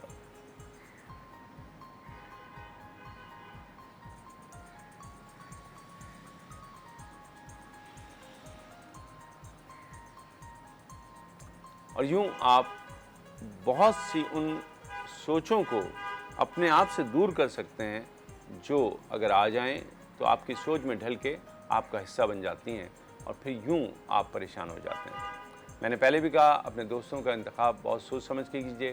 जिस माहौल में आप बैठ रहे हैं, जहाँ जा रहे हैं, देख लें क्या वहाँ जाने से आपकी सोच मुस्बत होगी या मनफी। फिर उसके बाद आप पे जो गुजरेगी उसके ज़िम्मेदार आप होंगे। इसके साथ साथ इबादत कीजिए, अल्लाह सुब्हानहू तआला की बारगाह में जितना हाजिर होंगे, यकीनन आप उतने फ़ायदेमंद रहेंगे, उतने ही अच्छे रहेंगे, इसलिए कि नमाज तमाम तर बुराइयों से रोकती है। और जब आप मस्जिद में जाते हैं तो बहुत सी थॉट तो उसके दरवाजे पे खुद ही आपका पीछा छोड़ देती हैं, इंतज़ार करती हैं कि जब तुम मस्जिद से निकलोगे तो फिर मैं तुम्हें ग्रिप कर लूँगी। तो जितनी देर आप मस्जिद में गुजारते हैं, अल्लाह के हुजूर गुजारते हैं, वैसे तो अल्लाह के हुजूर हर वक्त रहना है, हम हैं भी अल्लाह के हुजूर हर वक्त, तो अल्लाह की याद में जितना रहेंगे आपको और सोचें परेशान नहीं करेंगी, बल्कि अल्लाह की याद आपको सवाब भी देगी। तो इबादतों की तरफ आइए और दरगुजर की तरफ आइए।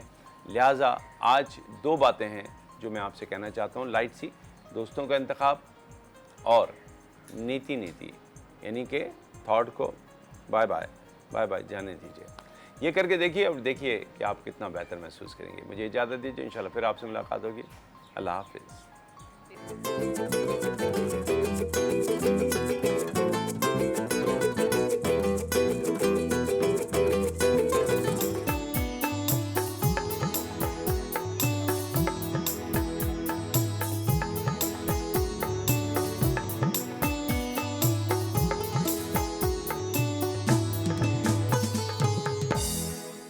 वेलकम बैक ख़वातीन और हज़रात, एक बार फिर आपको द मॉर्निंग स्टार में खुश आमदीद कहते हैं।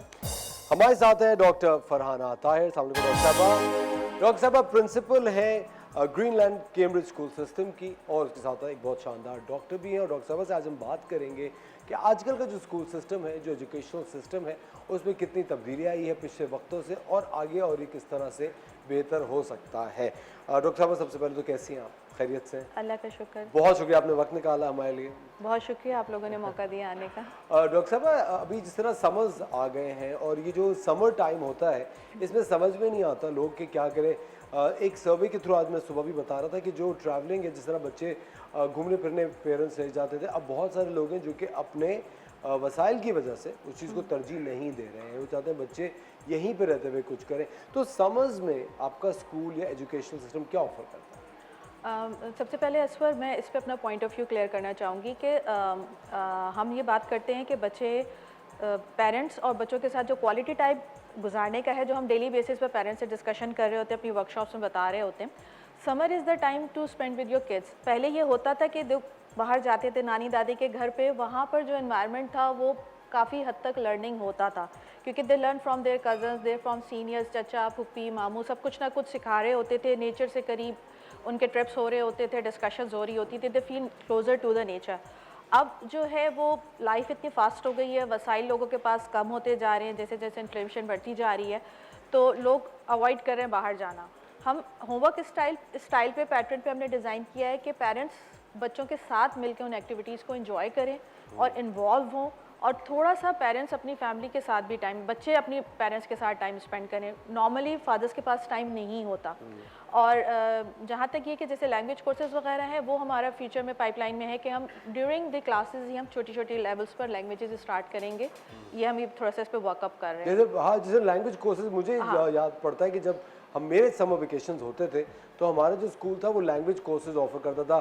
2 महीने का फ्रेंच कोर्स है, या जर्मन कोर्स है, या अरबिक का कोर्स है। तो बहुत सारे बच्चे होते थे जो कि नहीं घर में रहना चाहते, और उनके पेरेंट्स भी होते हैं ना डॉक्टर साहब, जो कि चाहते हैं कि बच्चे कहीं ना कहीं एंगेज रहो। स्कूल से ज़्यादा महफूज जगह उनको कोई लगती भी नहीं है कि भाई बच्चा स्कूल ही जा रहा है, चलो 3 घंटे के लिए जा रहा है, लेकिन है स्कूल में ही। और फिर जो बच्चे वो होते हैं जो घर में रह के अपने आप को ज़्यादा बोर या आइसोलेटेड फील करते हैं, उनके लिए भी मेरे ख्याल से इस तरह के समर कैंप्स में जाना या कोई चीज़ टेकअप करना आसान रहता है।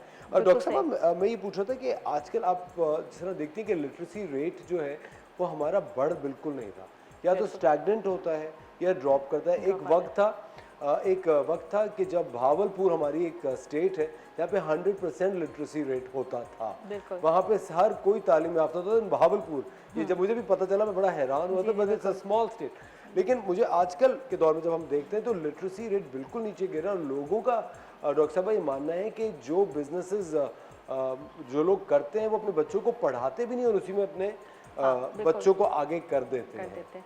अब इसके लिए देखें असफर, मैं आपके प्रोग्राम के तवज्जो से ये बात कहना चाहूँगी कि हमने सबकी ये ऑब्जर्वेशन है कि जो भी कंट्रीज़ जो हैं जिनका 100% लिटरेसी रेट है और जिनकी जो गवर्नमेंट है वो हेल्थ और एजुकेशन सिस्टम पे सबसे ज़्यादा इन्वेस्ट करती है इकोनॉमिकली, तो वो सबसे ज़्यादा ग्रो कर रहे हैं। हर तरह से, हर लिहाज से। और जो आपकी लिटरेसी है, जो आपकी नॉलेज है, एजुकेशन है, it is the base of everything. बेशक आप बिज़नेस करें, अपना फैमिली बिजनेस रन करें, बेशक आप एक शॉप रन करें, एक एजुकेटेड और अनएजुकेटेड में ज़मीन आसमान का फ़र्क है। और इसके साथ कम्स अलॉन्ग द तरबियत। इट्स नॉट ओनली तालीम। लोग ये समझते हैं कि सिर्फ आपने जो इतनी मोटी बुक्स को एक डिग्री ले ली, कागज़ का टुकड़ा ले लिया, यू आर एजुकेटेड, उसके साथ तालीम है। पहले ज़माने में तालीम तरबियत एक जॉइंट लाजमी थे। और हर घर में, हर जगह में जो पेरेंट्स की रिस्पॉन्सिबिलिटी थी कि बच्चों को तालीम के साथ तरबियत देनी है। बच्चा जब स्कूल स्टार्ट करता है, वो 3 इयर्स की उसकी ज़िंदगी में बहुत कुछ इनकलकेट हो चुका होता है, जिसको अनलर्न करना बहुत मुश्किल है स्कूल वालों के लिए। एंड पेरेंट्स फील लाइक कि बस स्कूल को दे दिया तो स्कूल की रिस्पॉन्सिबिलिटी। लेकिन मसला सिर्फ और सिर्फ ये है कि आपका बिहेवियर डिपेंड करता है आपकी एजुकेशन पर और उसके साथ आपकी अपब्रिंगिंग पर, जिसमें पेरेंट्स और स्कूल को एक प्लेटफॉर्म पर होना चाहिए। ठीक है, डॉक्टर साहब हमारे साथ मौजूद हैं, बात कर रहे हैं एजुकेशन एंड पाकिस्तान के ऊपर। वक्त हो जाता है एक छोटे से ब्रेक का, मिलता है आपसे ब्रेक के बाद।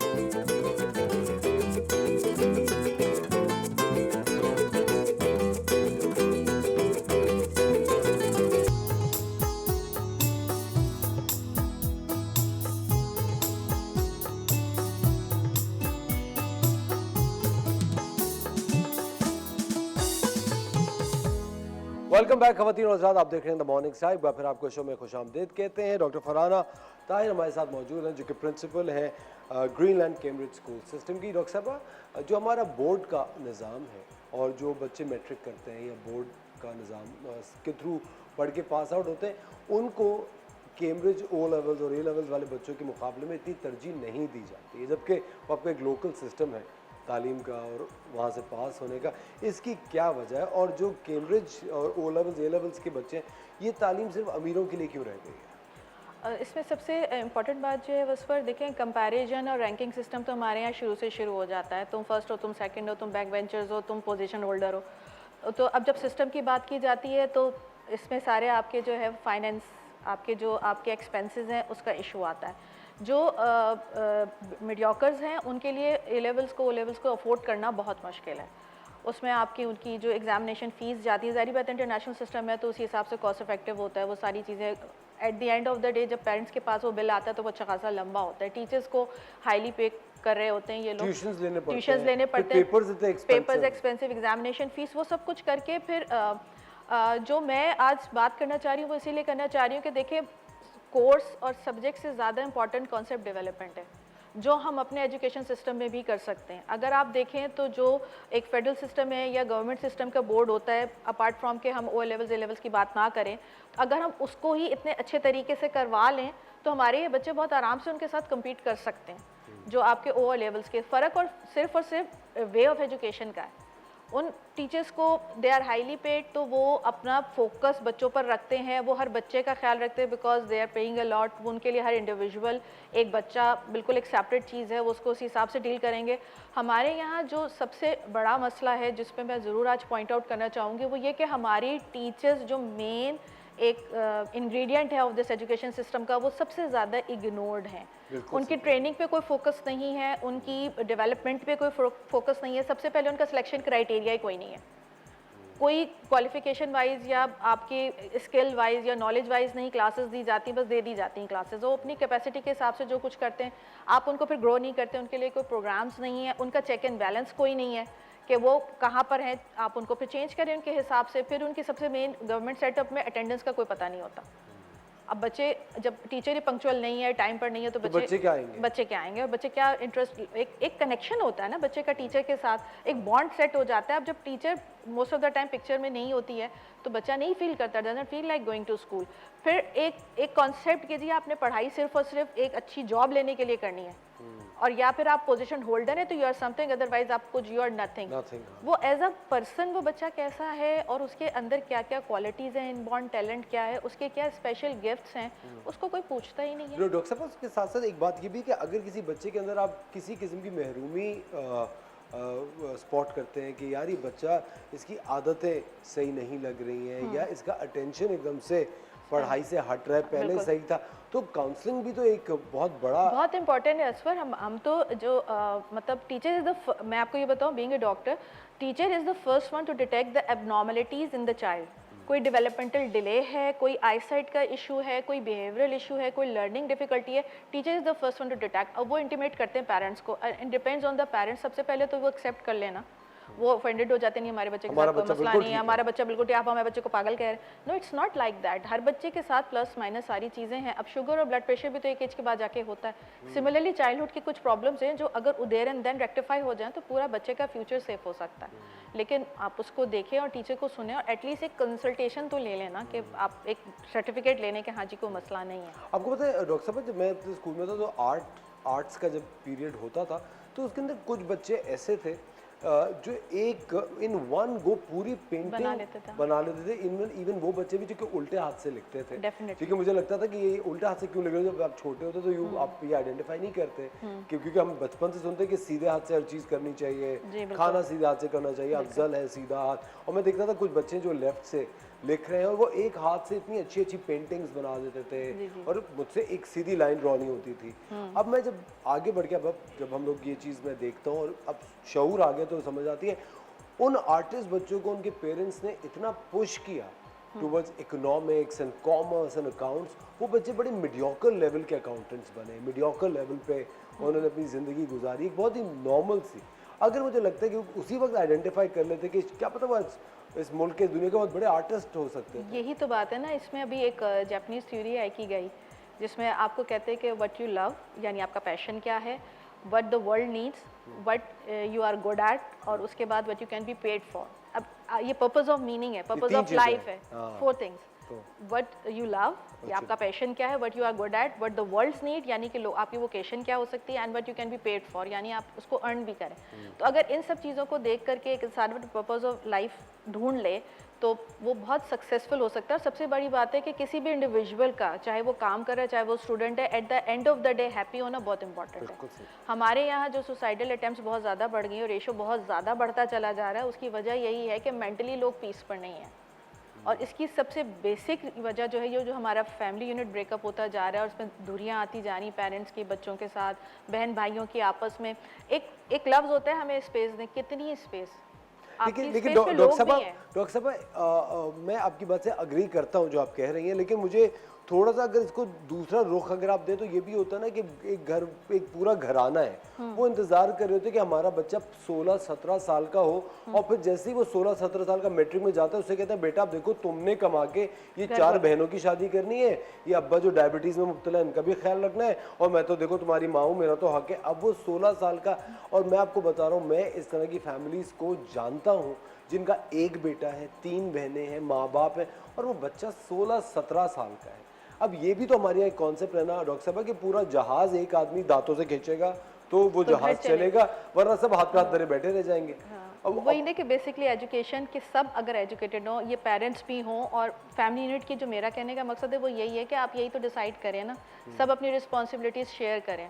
एजुकेशन में एक बात कही जाती है कि जो उसके अंदर पढ़ाई उतरती है वो सेंसिबल हो जाता है, सिंपल हो जाता है, यानी वो रिस्पॉन्सिबल, अकाउंटेबल, ऑनेस्ट, एम्पैथेटिक हो जाता है, तो वो सब कुछ समझता है अपने बारे में, डाउन टू अर्थ हो जाता है। जिसके ऊपर से गुजरती है तो वो फिर उसको उसी तरह से, उसका बिहेवियर उसी तरह से डिपिक्ट करता है कि मैं क्या, मेरे एजुकेशन ने हाल किया है मेरे साथ। आई एग्री, बिल्कुल सही कह रहे हो। तो अगर आप एक छोटी छोटी चीज़ से ना, इसमें ये नहीं देखना चाहिए, सबसे इंपॉर्टेंट चीज़ है कि स्टॉप कंप्लेनिंग एंड ब्लेमिंग। आप सिर्फ ये सोचें मैं क्या कर सकता हूँ, मैं अपने घर में ही क्या कर सकता हूँ। चले मैं तो कहूँ कि मेरे पास एक पूरा सेटअप है, even if I don't have a setup, मैं बीइंग अ मदर या बीइंग अ वाइफ या बीइंग अ बच्चों के ब्रॉटअप में मैं क्या कर सकती हूँ कि मेरे आपके पूरा अल्टरनेटिव लाइफ भी तो है डॉक्टर साहब। बिल्कुल वो है, बिल्कुल। मतलब अगर आप एक प्रिंसिपल हैं, एक डॉक्टर है, इसका ये मतलब नहीं कि आप एक माँ नहीं है, या आप पे उनकी बच्चों की तरबियत का एक आपके ऊपर एक रिस्पांसिबिलिटी, और ये शेयर्ड रिस्पांसिबिलिटी, ये एक बंदे की रिस्पांसिबिलिटी नहीं है। हमारे अगर हम सबसे कंपेयर करना छोड़ दें पूरी दुनिया से असवर, तो हमारी जो अपनी रूट्स और बेसिक्स हैं हम उसको तो फॉलो कर लें। अगर हम उसको फॉलो कर लें तो कुछ नहीं रह गया, हमें किसी से कुछ सीखने और पूछने की जरूरत नहीं है। डॉक्टर साहब आपको लगता है कि हमारे ये गोल्स अचीव करने में सोसाइटी हमें कहीं ना कहीं पीछे धकेलती है, या हमारा जो सोसाइटी का प्रेशर होता है, क्योंकि ये नॉर्म्स हमने तो बनाए सोसाइटी के। आप बिल्कुल सही कह रहे डॉक्टर साहब। जैसे मैं अभी जिस फैमिली की बात कर रहा हूँ ना, अब उसे करीबी तौर पर मैं जानता हूँ, वो यही कहते हैं कि हमारी बेटियाँ अगर घर से काम करने के लिए बाहर निकलेंगी तो कोई इनसे शादी नहीं करेगा।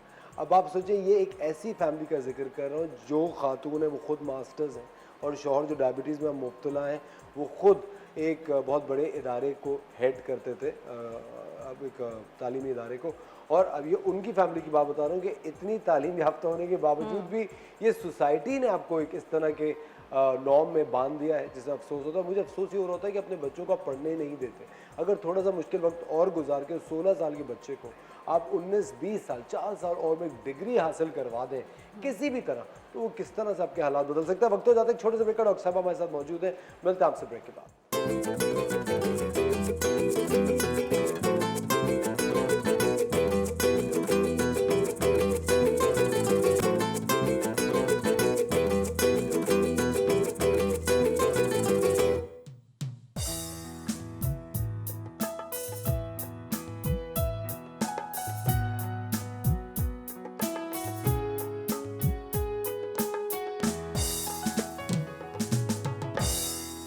वेलकम बैक खवातीन और हज़रात, आप देख रहे हैं द मॉर्निंग स्टार। एक बार फिर आपको शो में खुशामदीद कहते हैं। वक्त हो जाता है किचन क्वीन का, और किचन क्वीन बहुत मसरूफ है अपने फोन में। किसको मैसेज कर रही थी? मैसेज नहीं करी थी, मैं इसकी पिक ले रही थी। पिक तो नहीं ले रही थी, पिक लेते हुए दोनों हाथ नहीं बिजी होते, पिक लेते हुए एक हाथ बिजी होता है। मैं रिमूव कर रही थी तो मैं नहीं इसकी तरफ रिमूव तो आप कुछ और कर रही थी, वहाँ सच सच बता दे, देखिए झूठ मत बोले।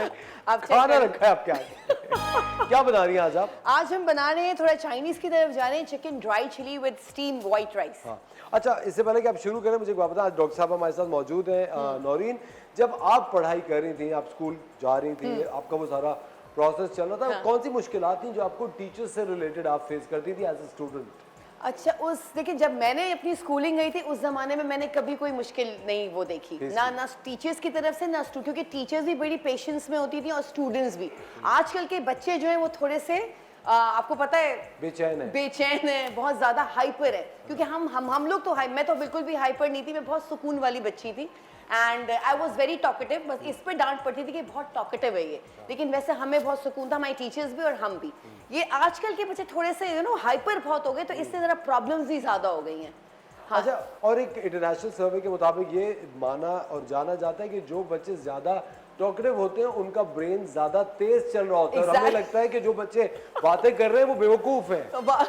है डॉक्टर साहब बताएं। एग्जैक्टली ये कितनी अजीब सी बात है। और समटाइम्स जो स्टैमरिंग कर रहे होते हैं उनको भी कहा जाता है कि ये तो बुद्धू है। बेसिकली उनके जो माइंड में इतने फास्ट पेस से सेंटेंसेस चल रहे होते हैं कि वो एक सेंटेंस कंप्लीट किए बगैर अगले सेंटेंस को कनेक्ट कर देते हैं।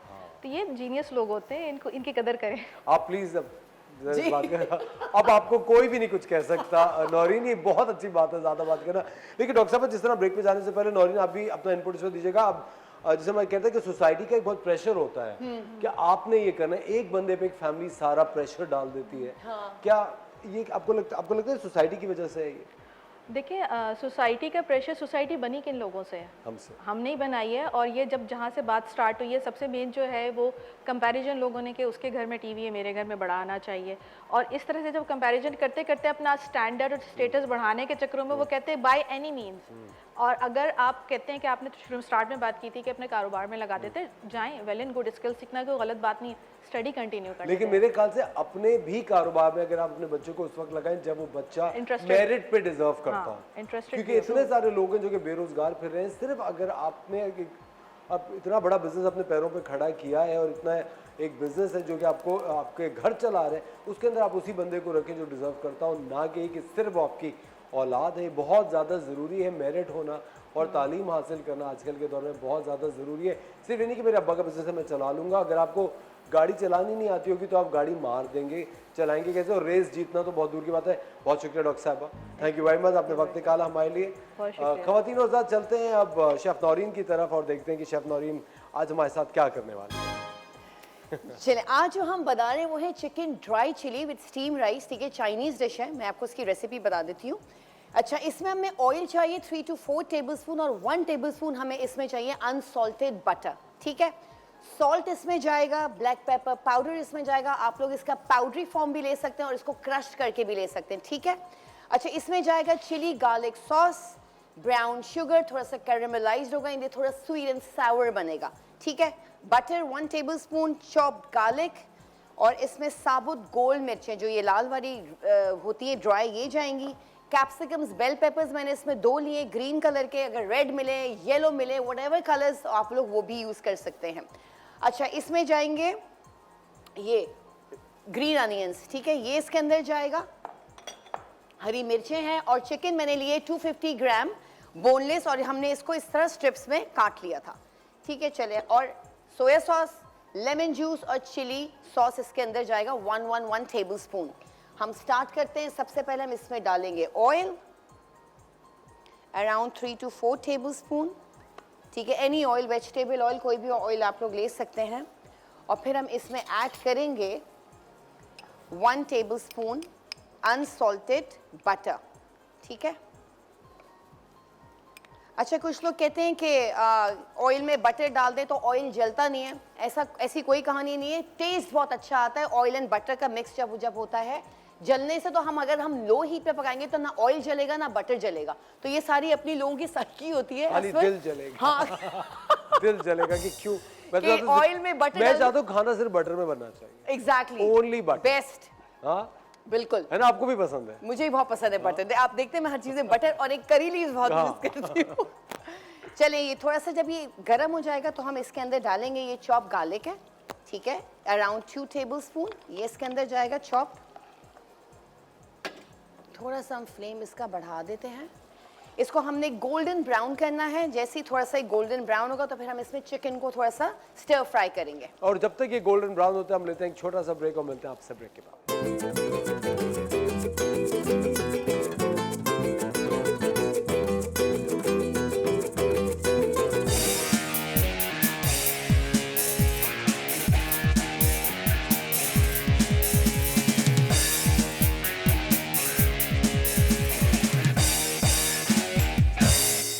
वेलकम बैक खवातीन और हज़रात, आप देख रहे हैं द मॉर्निंग स्टार। एक बार फिर आपको शो में खुशामदीद कहते हैं। बन रही है chicken chilli dry. Chicken chilli dry बन रहा है। ब्रेक पे जाने से पहले मैंने क्या किया, इसमें ऑयल ऐड किया 3 to 4 table spoon. 1 table spoon मैंने अनसॉल्टेड बटर ऐड किया। फिर मैंने इसमें चॉप गार्लिक डाला ताकि गोल्डन ब्राउन हो जाए। तो अभी हल्का हल्का गोल्डन ब्राउन हो गया है, ठीक है। अब मैं इसमें क्या करूंगी, चिकन को ऐड करूंगी। ये हमने 250 ग्राम चिकन लिए, बोनलेस है एंड ये स्ट्रिप्स में कटी हुई है, तो हम इसमें ये ऐड करेंगे, ठीक है। अच्छा, कुछ लोग को ये हमेशा से शिकायत होती है कि हमारा जो चिकन होता है, हम जब भी इसको स्टर फ्राई करते हैं पानी छोड़ देता है। तो मैं आपको एक बात, ये बहुत अच्छी टिप बताती हूँ मैं। आपने क्या करना है, जब भी चिकन को आप अच्छी तरह वॉश करें, ठीक है, सबसे पहले तो आप क्या किया करें, असल में चिकन में भी एक थोड़ी सी स्मेल आती है। आपने कुछ नहीं करना, आपने ठंडा पानी लेना है, बिल्कुल चिल्ड वाटर, उसमें आपने 1 टेबल स्पून सिरका या तो एप्पल साइडर विनेगर डाल दें या नॉर्मल विनेगर डाल दें। उसमें चिकन को आप लोग थोड़ी देर भिगो दें, लाइक 10 to 15 मिनट उसको सोक कर दें, ठीक है। उसके बाद आप इसको ठंडे पानी से वो स्ट्रेन कर दें पानी। फिर ठंडे पानी से आप इसको धोएंगे तो आपकी चिकन की भी थोड़ी बहुत जो स्मेल होती है और जो डीऑक्सीजनेट कौन सा वो ब्लड होता है वो भी सारा निकल के साफ हो जाएगा, ठीक है। सारा निकल के वो ब्लड वो बाहर आ जाएगा और फिर आप उसको अच्छी तरह रिंस कर दें, ठीक है। और फिर आपने क्या करना है, एक आपने टिश्यू रोल लेना है या जो पेपर टॉवल होता है वो आपने बिछाना है, उसके ऊपर चिकन को रखना है, उसको टैप करना है तो वो सारा पानी उसमें एब्जॉर्ब कर लेगा, तो आपका पानी किसी चीज में नहीं आएगा, बिल्कुल, ठीक है। इस पर जी नौरीन, बहुत सारे लोग हैं जो कि चिकन जब वॉश कर रहे होते हैं तो उस पानी में सिरका ऐड कर देते हैं। हाँ, सिरका मैंने अभी तो आपको बताया वो इसलिए एप्पल साइडर विनेगर ले लें, नॉर्मल विनेगर, हाँ कोई भी ले लें 1 टेबल स्पून। उससे क्या होगा, जितना भी जो एक्स्ट्रा जो अंदर गंदा जो ब्लड होता है ना चिकन, वो सारा बाहर आ जाएगा। जायका भी कभी-कभी आता है, हाँ। और चिकन बहुत मॉइस्ट होगी और जूसी बनेगी अगर सिरका हो जी। अच्छा, ये देखें मैं इसको स्टर फ्राई कर रही हूँ। इसके साथ साथ हम इसमें डाल देंगे ये साबुत गोल मिर्चें। अच्छा, ये ऑप्शनल है, आप लोग की मर्जी है, जितना तीखा खाएं आप लोग डाल सकते हैं, क्योंकि मैं थोड़ी अपनी भी वेरिएशंस करती हूँ। लेकिन ये ओरिजिनल रेसिपी में साबुत गोल मिर्चें नहीं है। हाँ, नहीं ओरिजिनल रेसिपी में नहीं है, सिर्फ बेल पेपर्स होती हैं और हरी मिर्ची होती है। लेकिन मैं ये थोड़ा, ये टेस्ट बहुत अच्छा देता है। आप मिर्चें बहुत खाते हैं इसलिए मैंने आपके लिए मिर्चें ज्यादा आप मिर्चें बहुत लगाती हैं इसलिए मैं खाता हूँ। लेकिन नौरीन, मुझे एक बात बताइए, ये बेसिकली चाइनीज डिश है। चाइनीज है। और इसको हम अगर थाई बनाना चाहेंगे तो हम इसमें बटर जो कोकोनट मिल्क है वो ऐड कर देंगे तो वो थाई बन जाएगा। चलिए जी, ये हमारा चिकन स्टर फ्राई हो रहा है। इसके बाद हम इसमें ऐड करेंगे ब्लैक पेपर, ठीक है। इसमें जाएगा 1 teaspoon brown sugar, heaped 1 tablespoon, ठीक है। Salt as per your taste, मैं इसमें भी कम डालूंगी क्योंकि सॉसेज में भी सॉल्ट होता है। और फिर हम इसमें ऐड करेंगे ये 3 से 4 हरी मिर्चें, थोड़ा सा अरोमा इसका अच्छा हो जाएगा बटर में एंड ऑयल में और चिकन में, ठीक है। और फिर हम इसको मिक्स करेंगे। देखिए इसमें बिल्कुल पानी नहीं छोड़ा क्योंकि मैंने चिकन को टैप किया हुआ था। और हमेशा जब भी आप स्टिर फ्राई चीजें इस तरह की बनाएं, हमेशा हाई फ्लेम पे बनाइएगा क्योंकि चिकन, प्रॉन्स, जितना भी व्हाइट मीट है बहुत जल्दी टेंडर हो जाता है, गल जाता है, ठीक है। ये हो गया। अब इसमें हम ऐड करेंगे soya sauce, around 1 tablespoon soya sauce इसमें गया। लेमन जूस इसमें जाएगा। असफर ये आपने पहले ट्राई किया है ड्राई चिली? मैंने रेस्टोरेंट में किया चिकन। अच्छा रेस्टोरेंट में किया, अभी आप मेरे हाथ का खाइएगा। अब हमने लेमन जूस और इसमें सोया सॉस ऐड किया है। साथ साथ में इसके करूंगी ये चिली सॉस, टबास्को सॉस। हाँ टबास्को सॉस है ये, चिली सॉस प्लेन जी। चिली सॉस हमने ऐड किया। हम इसको अच्छी तरह फ्राई करेंगे क्योंकि बिल्कुल ड्राई सा बनता है तो ये बहुत जल्दी बन जाता है। और इसको व्हाइट राइस के साथ या एग फ्राइड राइस के साथ भी आप लोग सर्व कर सकते या हैं। वैसे भी खा सकते हैं। वैसे भी खा सकते हैं, बेस्ट है। राइस विदाउट राइस आप लोग खाएं।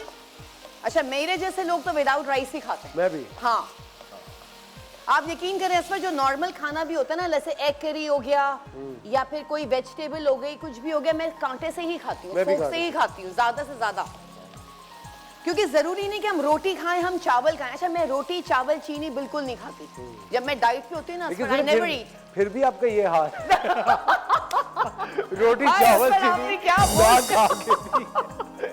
क्योंकि कुछ लोगों को तो उनका ना पता है क्या नौरीन, हाँ। ये बहुत सारे लोग नहीं समझते, कुछ लोगों का स्ट्रक्चर ही ऐसा होता है। हाँ एग्जैक्टली। मतलब माशाल्लाह you are broad and tall naturally, तो आप कभी भी एक सुपर स्किनी जोन में आप नहीं जा सकते। नहीं और सुने स्किनी की तरफ मुझे जाना भी नहीं, but बस I think टोन्ड रहे बॉडी, healthy, और आप हेल्दी भी रहे। एग्जैक्टली।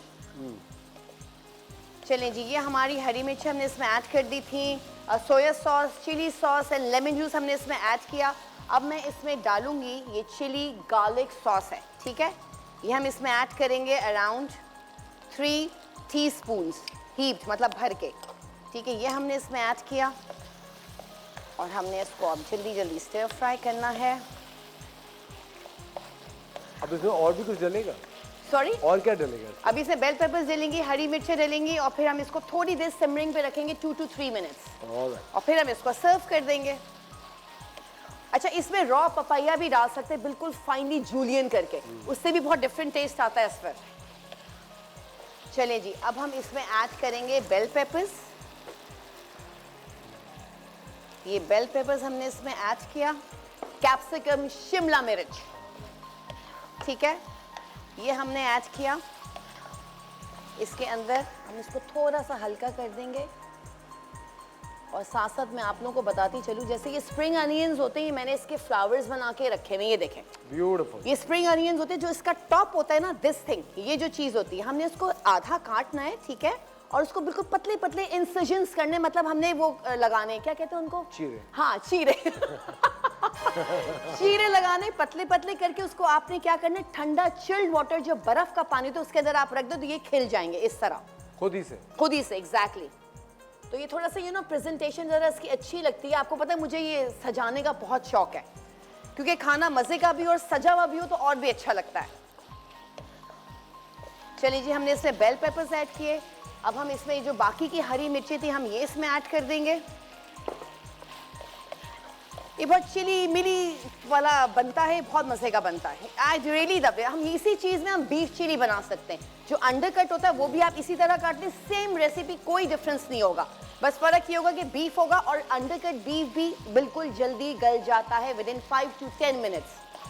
लेकिन उसका भी टेम्परेचर अगर कंट्रोल ना हो तो फिर बिल्कुल च्युइंगम बन जाता है। हाँ बिल्कुल च्युइंगम बन जाता है। हाँ। ये असफर देखिए, हम जब भी सी फूड बनाते हैं ना, उससे भी लोग तले जा रहे हैं, उसको भूने जा रहे हैं प्रॉन्स को, वो बिल्कुल रबरी हो जाता है सारा। एक तो उनकी न्यूट्रिशन वैल्यूज भी खत्म हो जाती है, वो टेस्ट भी नहीं रहता। हमेशा सी फूड ज्यादा से ज्यादा 5 to 8 मिनट्स काफी होता है सी फूड के लिए। That's it। नौरीन, क्या बीफ को पहले बॉईल करने के बाद अगर एक्चुअली ड्राई बनाए तो अच्छा बनेगा? देख असफर, देखिए जो अंडर कट होता है ना उसको बॉईल करने की जरूरत ही नहीं है, वो इसी तरह गल जाता है 5 to 8 मिनट्स में। जलील हम स्टर फ्राई करते हैं, जरूरत ही नहीं, कुछ लोग कच्चा पपीता लगा देते हैं कुछ, ये तो अंडर कट को जरूरत नहीं है बिल्कुल, ये इसी तरह हो जाएगा 5 to 8 मिनट्स, 5 to 10 मिनट्स में आपका डिश रेडी है। लेकिन अंडर कट होना चाहिए असफर, हाँ, जल्दी क्योंकि से वो रेसिपी लीन बीफ होता है ना, वो जल्दी गलता है। रेसिपी बता दें। जैसे हम स्टेक्स ओके अच्छा, मैंने इसमें 250 ग्राम चिकन लिया था जो कि मैंने उसमें जूलियन में काट लिया था, ठीक है। मैंने वोक लिया, उसमें मैंने 3 टेबलस्पून ऑयल डाला, 1 टेबलस्पून अनसॉल्टेड बटर डाला, ठीक है। उसके बाद मैंने इसमें लेमन जूस डाला, चिल और गार्लिक को मैंने थोड़ा सा चॉप करके ब्राउन किया था, लाइक गोल्डन ब्राउन। फिर चिकन को स्टर फ्राई किया, उसके बाद मैंने soya sauce, lemon juice, chilli sauce ये मैंने इसमें ऐड किया, ब्राउन शुगर ऐड किया, साबुत गोल मिर्चें ऐड करी, हरी मिर्चें ऐड करी, कैप्सिकम्स, बेल पेपर ऐड किए और इसके नमक एज पर योर टेस्ट मैंने ऐड करके उसको अच्छी तरह से इस तरह स्टर फ्राई कर लिया। और फिर हम इसमें अब डालेंगे ग्रीन अनियंस, ठीक है। ये हमारी रेसिपी रेडी हो गई। जबरदस्त, वेरी नाइस, झटपट तैयार। झटपट तैयार। और हमने पहले से चावल को उबाल लिया था, स्टीम कर लिया था, तो वो हमने वहाँ प्रेजेंटेशन कर दी। अब हमें इसको सर्व करना, और इसमें 1 टेबलस्पून ब्राउन शुगर ऐड किया था, थोड़ा सा कैरमलाइज एंड स्वीट एंड सावर इसका टेस्ट आता है। जबरदस्त। शेफ नौरीन, बहुत बहुत शुक्रिया आपका। Okay. Thank you very much. खवातीन और हज़रात, आपका बहुत बहुत शुक्रिया द मॉर्निंग स्टार देखने के लिए। कल फिर आपके साथ होंगे एक शानदार से शो के साथ, और कल का शो देखना मत भूलिएगा, उसमें एक सरप्राइज छुपा है आप सबके लिए। मिलते हैं आपसे इंशाल्लाह कल। Take care of yourself. खुदा हाफिज़।